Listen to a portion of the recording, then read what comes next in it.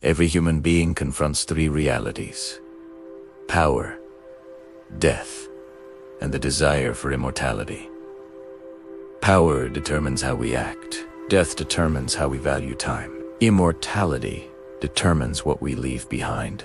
Across history, philosophers, prophets, emperors, and revolutionaries have wrestled with these questions, not as abstract theories, but as lived urgency. Tonight, we listen. Power fascinates humanity. It builds empires. It corrupts souls. It reshapes history, but what is it? In ancient Athens, Socrates challenged the powerful. He refused to flatter politicians. He believed true power was self-mastery. When sentenced to death, he did not beg.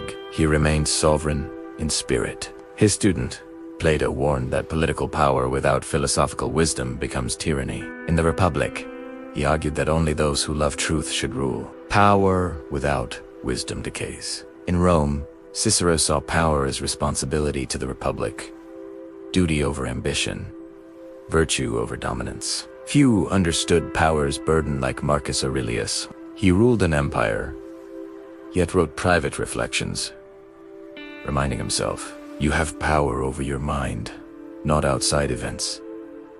For Aurelius, external power meant nothing without internal discipline. His fellow Stoic, Seneca, served in imperial courts. He saw corruption up close. He concluded that power amplifies character.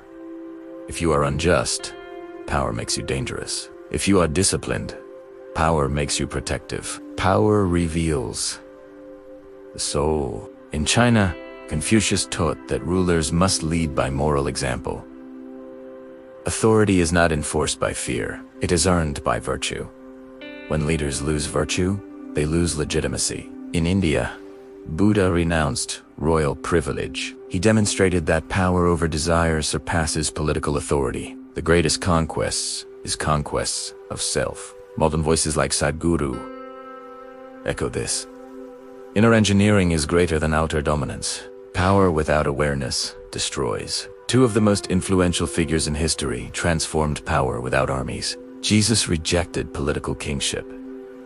His power was moral. He overturned tables and temples, not for control, but for justice. He showed that sacrificial love can shake empires. Centuries later, Muhammad united tribes into a community governed by law. His power combined spirituality and governance, justice and mercy, authority and accountability. Earlier Christian thinker Origen saw divine power as restorative, not coercive. Power that heals, power that transforms. In the 20th century, power became racial and political struggle. Marcus Garvey preached economic self-determination. True power, he argued, begins with ownership and pride. Elijah Muhammad framed power as moral reconstruction. Malcolm X evolved from militant anger to global consciousness. He realized power without unity fractures movements. Martin Luther King Jr. demonstrated nonviolent power. He showed that disciplined love can confront brutal systems. Louis Farrakhan emphasized structured community as sustained strength. Across them all, power is not domination, it is capacity. Capacity to protect dignity. Capacity to shape destiny. Every philosopher confronted death. Socrates drank hemlock calmly. For him, death was either peaceful sleep or transition. The Stoics viewed death as natural law. Marcus Aurelius reminded himself daily, you could leave life right now. Death clarifies priorities. Buddha taught impermanence. Everything changes. Clinging creates suffering. Jesus embraced death as sacrifice. Muhammad prepared followers for accountability beyond death. Death is not annihilation, it is transition. Humans crave permanence, but bodhis decay. So what survives?